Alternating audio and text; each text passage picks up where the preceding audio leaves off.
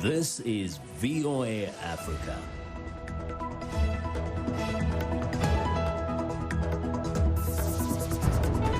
Hello, I'm Esther Githui-Ewart. It's Monday, August 17th. This is Africa 54.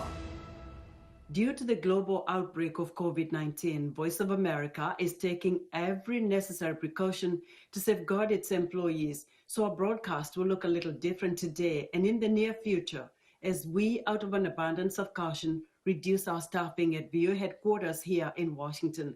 We're working to help keep you informed about what's going on, and we appreciate you staying with us on Africa 54. There is uneasiness in the Somali capital on Monday following a massive explosion and attack by terrorists that left at least 16 people dead and more than 18 wounded.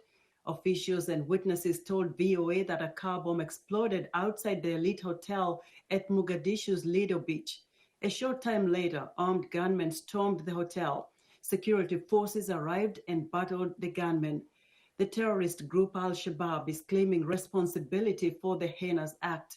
The hotel is owned by Abdullahi Mohamed Nor, a lawmaker and ex-finance minister, and frequented by many government officials, government workers, and people from the Somali diaspora. The attack follows an uprising at Mogadishu's central prison on August 10th. Since 2008, Al-Shabaab has been fighting to overthrow the internationally recognized central government and establish its rule based on its own interpretation of Islamic Sharia law. Residents in Equatorial Guinea on Monday are dealing with a big political shakeup. The government and prime minister of the country tendered their resignations on Friday to President Teodoro Obiang, who says they had not done enough to help the country at a time of crisis. The Central African oil producer is suffering a double economic shock linked to the COVID-19 pandemic and a drop in the price of crude, which provides about 75% of state revenue. Obiang, 78, has ruled the former Spanish colony since overthrowing his uncle in a 1979 coup. Speculation over the state of Obiang's health in recent weeks has raised expectations the cabinet could be reshuffled to include those more supportive of his son, Vice President Teodoro, who was convicted of embezzlement in France in October 2017. Divine Omukoro says police slashed her tires, slapped her, and threatened her for breaking Lagos State's curfew and for declining to pay a bribe. She found help in a Nigerian non-profit firm that defends people like her from alleged police brutality during the country's coronavirus lockdown. Neka Chile reports. This is the incident when, according to Divine Umukoro, Nigerian police slapped her, slashed her car tires, and threatened violence. That's because she was out in Lagos after curfew, and she says refused to pay a bribe. At first, I felt like it's just a normal thing, but when the whole thing started with the eating, with the slapping of my face, pushing my friend, I felt so angry that I started saying, can't I live in my own country? Can't I be free in my own country? The police have declined to comment on the incident, but international organizations have long accused Nigerian police of extortion, physical attacks, and other abuses, charges they deny. For Umukoro, after the video of the incident went viral, non-profit organization Citizen Gavel stepped in, getting her seized car returned within 3 days. Legal associate Isaac Agi, who handled Umukoro's case, says police act this way against citizens they see as vulnerable. It's a common thing for them to, exercise that superiority, to exert themselves on the, citizens, knowing that, or thinking, or believing that, nothing can be done to them in that regard. Citizen Gavel, founded in 2017, and another NGO, Edford Foundation, set up last year, have handled 400 cases so far. Head's first team of all-women lawyers defend people who they believe have been unlawfully incarcerated and are unable to afford litigation. And Chief Executive Oluyemi says people can end up in jail for months on offences such as jumping a traffic light or driving without a license. Those things can land poor people in jail for months. But a rich person will walk into the police station and pay them and get away with it. However, Lagos police spokesman Bala Elkanah says officers are already held accountable, pointing to a dedicated unit that investigates brutality accusations. We are very aware also that there are people that will fall short of the required standard while carrying out their duties. Some will be too emotional at that moment, and they move out beyond the legal guidelines and try to do something outside the law. He said 10 officers had been dismissed and more than 70 punished this year alone. That was Neka Chile of Reuters reporting. U.S. drug developer Novavex announced Monday that it is starting a mid-stage study of its experimental COVID-19 vaccine in South Africa as the country experiences a surge in coronavirus cases, according to Reuters. The Phase 2B trial study is being conducted on over 2,600 healthy adults and will evaluate the safety and immunogenicity in about 240 medically stable HIV-positive adults, according to a company statement. Novavax research chief Gregory Glenn says because South Africa is experiencing a winter rise of coronavirus, this important Phase 2B clinical trial has the potential to provide an early indication of efficacy along with additional safety and immunogenicity data for the experimental vaccine. South Africa is fifth worst hit country with over 587,000 COVID-19 infections and nearly 12,000 deaths, according to Johns Hopkins University data.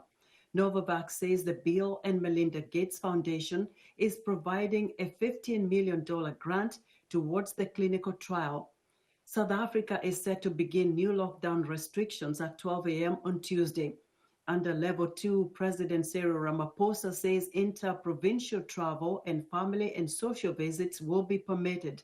However, the president says restrictions on international travel, public gatherings, including funerals and religious events, spectators at sporting events, as well as the 10 p.m. to 4 a.m. curfew will remain in place. Hundreds of thousands of wildebeest have migrated to Kenya's Maasai Mara, but without the usual crowds of international tourists. They are fierce for the wildlife and people who depend on tourism revenue. Okwi Oko reports. An estimated 500,000 wildebeest have arrived in the Maasai Mara, part of the spectacular annual migration. But there's another crowd who have not crossed into the Kenyan National Reserve this year. Tourists from across the world. With international flights only recently resumed, this year's migration was almost entirely viewed by Kenyans. Good news for people like Damaris Nyakeo. Because the costs have been reduced, I think, to half. And we feel now it is affordable for us to come and see the nature and the beautiful things that are around our country. I never thought that I would have an opportunity to come to Mara, but I thank God that I've had that opportunity. But it's bad news for those who depend on the tourism industry. Maasai elder Jackson Karasi says since tourists stopped visiting, they've been keeping busy tending to cattle and building their homes. We would like guests to visit our traditional Maasai homestead too, because all these animals are here in the park because we take care of them all. Conservationists fear that without the funds from tourism that pay for rangers and protection, poaching will rise. By June, the industry had already lost 80 billion Kenya shillings, or $740 million in tourism revenue. Now, the government is bringing celebrities like world marathon record holder Eliud Kipchoge on board in a bid to boost the domestic tourism sector. What has impressed me is the terrain, it's the environment, it's the good hair, the presence of animals. Tourism and Wildlife Minister Najib Balala called on Kenyans to help revive tourism in order to protect the economy and create jobs. Okwi Oko of Reuters reporting. The list of U.S. retailers that have filed for bankruptcy this year is long and varied. They ranged from those selling inexpensive and off-brand goods to century-old name brands that have catered to rich and famous. Industry experts say many were struggling before the pandemic, which proved to be the final blow. But filing for bankruptcy protection could help save some of them. VOA's Maria Diallo explains in this report.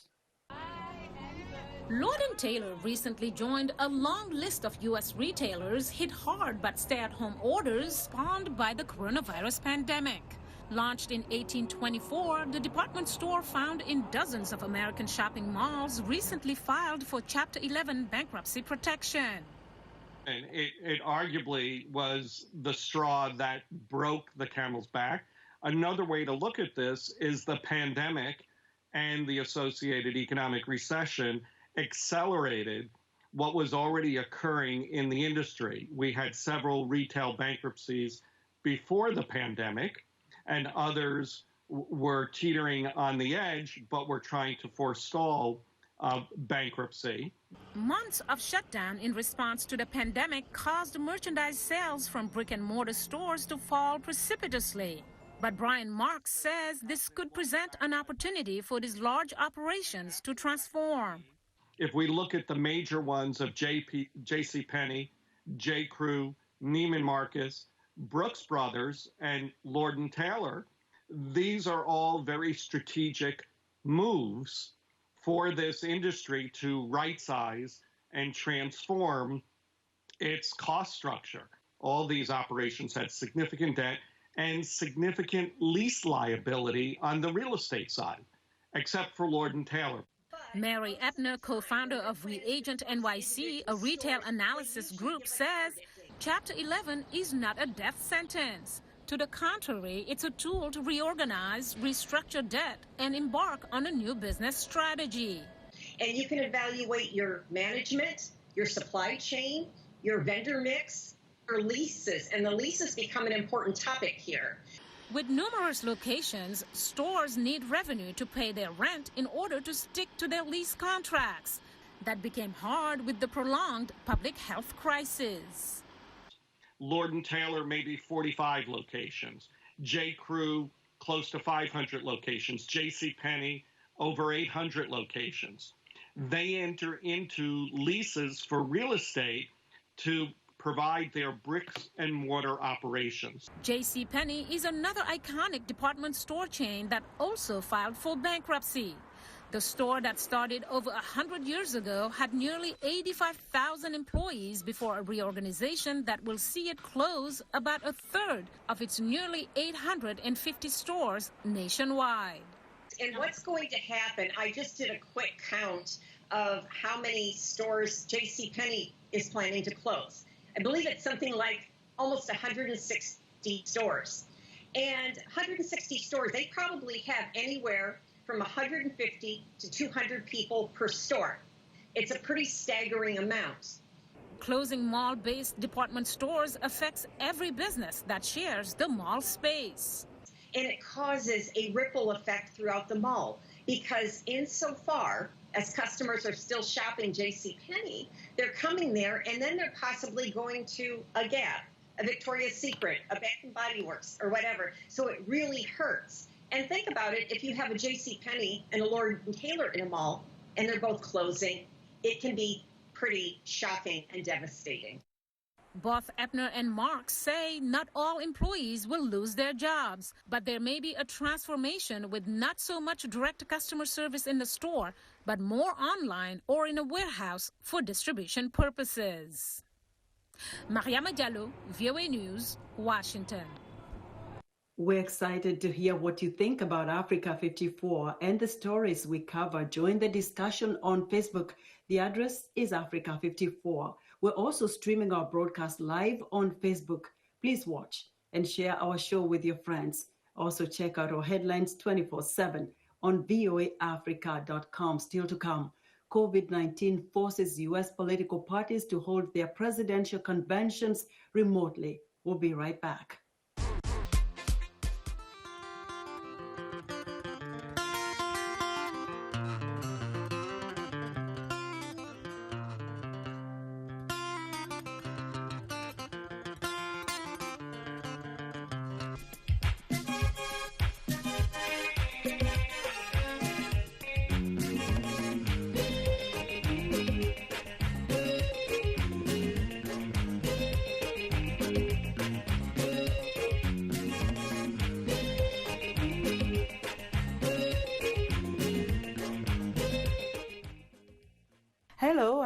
Mudu, your VOA Health correspondent. During the COVID-19 pandemic, the World Health Organization says the best way to reduce your chances of being infected or spreading coronavirus is to wear a mask to avoid breathing any small liquid droplets which may contain the virus. Regularly wash your hands with soap and water or clean your hands with an alcohol-based hand sanitizer. For more information on COVID-19, visit who.int or contact your local or national health authorities. Presidential nominating conventions do not date all the way back to the early days of the United States. Back then, political parties held caucuses where small groups of party leaders chose candidates. It wasn't until the 12th presidential election in 1832 that parties held conventions to select their candidates. There were occasional surprises over the candidates selected at conventions. Some conventions took a long time to name a nominee. In 1924, the Democrats spent 16 days to take 109 votes to nominate John Davis, who wound up losing the election to Republican Calvin Coolidge. Modern conventions move quicker than that. Most of the delegates are awarded to candidates through state caucuses or primaries, and the nominee is known before the convention begins. Conventions still deliver an occasional surprise. Nominees often name their pick for vice president at a convention. Because they are televised, they attract the attention of voters trying to decide how to vote in November. The COVID pandemic has forced both parties to change plans for 2020, relying more on virtual settings without large crowds of faithful party in attendance.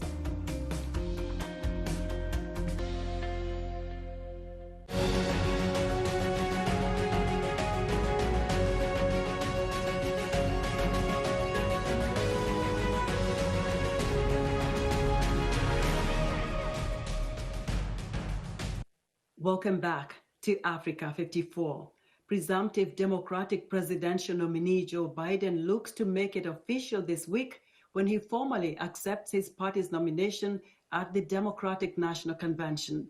Biden made history last week by naming California Senator Kamala Harris as his running mate, the first Black woman and the first person of Indian descent on a presidential ticket this week. Also becomes part of a history-making, mostly virtual DNC. VOA's Arasha Basadi reports. Former Vice President Joe Biden and Senator Kamala Harris made their first joint appearance in Wilmington, Delaware last week. This after the historic decision to name her as his running mate in the Democrats' effort to defeat Republican President Donald Trump in the November election. This election cycle, the Democratic National Convention, or DNC, selected Milwaukee, Wisconsin as the host city. But concerns of COVID-19 moved most of the official nominating ceremony online.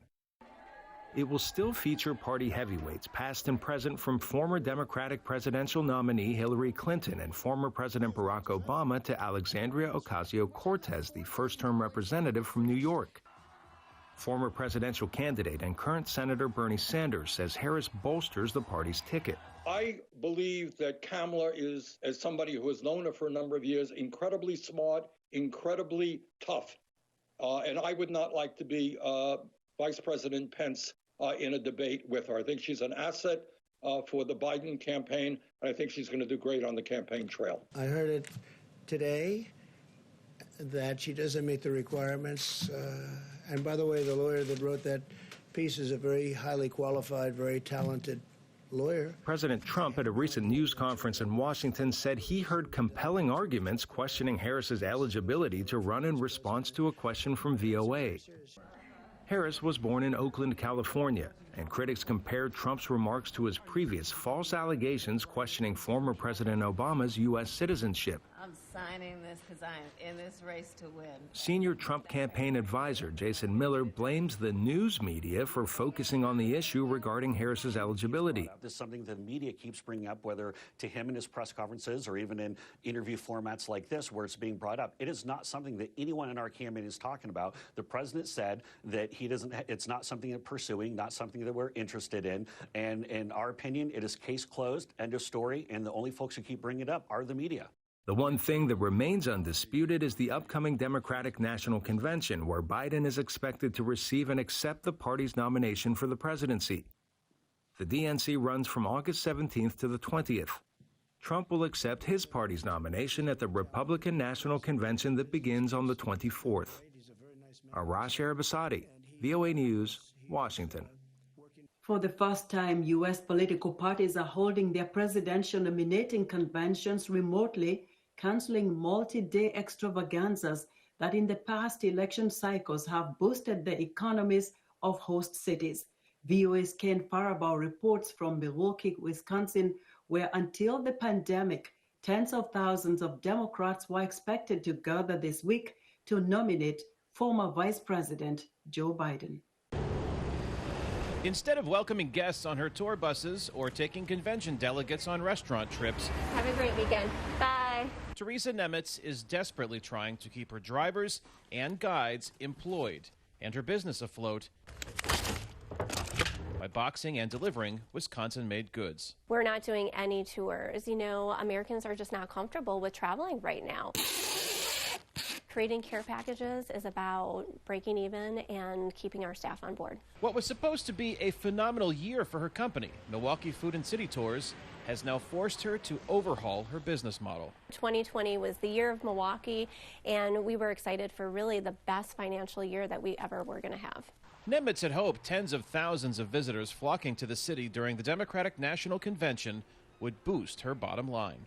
We immediately had put 60 or 70 different public tours on the calendar alone, and we knew that we would have requests for private tours and for bus rentals. But as the number of COVID-19 cases rose in the U.S., organizers first delayed the convention, then shifted to virtual programming, until finally in early August, former Vice President Joe Biden announced he would not travel to Milwaukee to accept his party's nomination as president.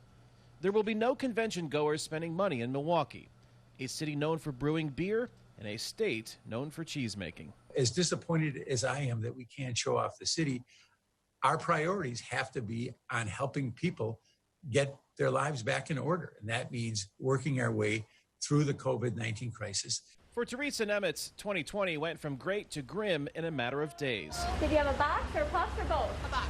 And she is not alone. Everything from hotels to restaurants to taxi companies stand to lose significant income. The $200 million in economic impact is no longer going to be here. Also, there is an economic impact of the media value of an event like that, and that number is probably a lot higher than $200 million. Claire Koenig works with Visit Milwaukee, one of the organizations that helped the city bid to host the convention. Like all of America, Milwaukee's economy was slammed by the pandemic even before the gala gathering was canceled. In what has already been an incredibly devastating year, it's more heartbreak. But I do think everyone understands that you cannot put anything above the health and safety of locals and of attendees. Koenig says Visit Milwaukee is adapting, producing a series of online videos to showcase the city virtually, and is exploring purchases for TV commercials promoting Milwaukee during primetime convention coverage. Koenig says her group is also looking forward. There is great hope that we can bring a political convention here the next cycle. The DNC really, I think, is a once-in-a-lifetime situation, and I just don't know what the future is for Milwaukee to host that convention in the future. Nemitz says her focus now is on getting through the worst of the pandemic, but hopes one day her business will benefit if Milwaukee gets the opportunity to host another convention. Kane Fairbaugh, VOA News, Milwaukee, Wisconsin. U.S. Secretary of State Mike Pompeo is warning leaders in the Czech Republic, Slovenia, and Austria that China's Communist Party poses an even greater security threat than the former Soviet Union. VOA's diplomatic correspondent Cindy Sain has more. On his tour of Eastern Europe, Secretary of State Mike Pompeo sought to strengthen bilateral ties on a range of issues. He acknowledged the unrest in Belarus following contested elections and the arms embargo on Iran. But the threat posed by China's Communist Party and its telecommunications infrastructure was a central thread running through each stop. I think the whole world can plainly see now that the Chinese Communist Party is intent on using this telecommunications infrastructure for purposes that no other telecom system in the world does, right? They're using it as deeply tied to their national security apparatus, to their intelligence community, to their military forces, all the data. China has dismissed Pompeo's warnings, saying that wherever he goes, he always spreads, quote, political viruses, quote, and false information. But the warnings about Huawei and others have already borne fruit, with Pompeo signing a joint declaration with Slovenian Foreign Minister Ante Logar that excludes untrusted vendors from 5G networks. One expert told VOA Pompeo's focus on China is having an impact. I think the administration's leadership on this issue in particular really has helped turn the tide on the question, and I think that more and more countries are going to be falling in line on the issue of Chinese involvement in the next generation telecommunications. Daniel Coaches told VOA he believes Russia is still a more immediate threat to Central and Eastern Europe than China. But I think that China still remains somewhat of the longer-term threat here. I think that Russia still, because of the threat of military action, because of propaganda, still is sort of the first and foremost threat to the Central European region. Another expert agreed that Eastern European countries are facing more immediate and pressing issues than the threat from China, and urged a more balanced message. So at the same time that, yes, China is an important element of our foreign policy, it cannot be the only focus. We have to have a more nimble, more multi-vectored approach to these countries. Pompeo also consulted with leaders at each stop about the dramatic events in Belarus. Just as I talked about in the Czech Republic, we want the people of Belarus to have the freedoms that they're demanding, that they think are in their best interests. We watch the protests. We urge that the nonviolent protesters be protected and not harmed. Austrian Foreign Minister Alexander Schallenberg told reporters the U.S. and the European Union agree that the elections were neither free nor fair. And he said he wants the EU to issue a clear call to Belarus leader Alexander Lukashenko to immediately end the violence and arbitrary detentions and release the remaining prisoners. Cindy Sain, VOA News, Washington. And that's our show for today. Be sure to watch Africa 54 on our website at voaafrica.com. From all of us here in Washington, thank you for watching.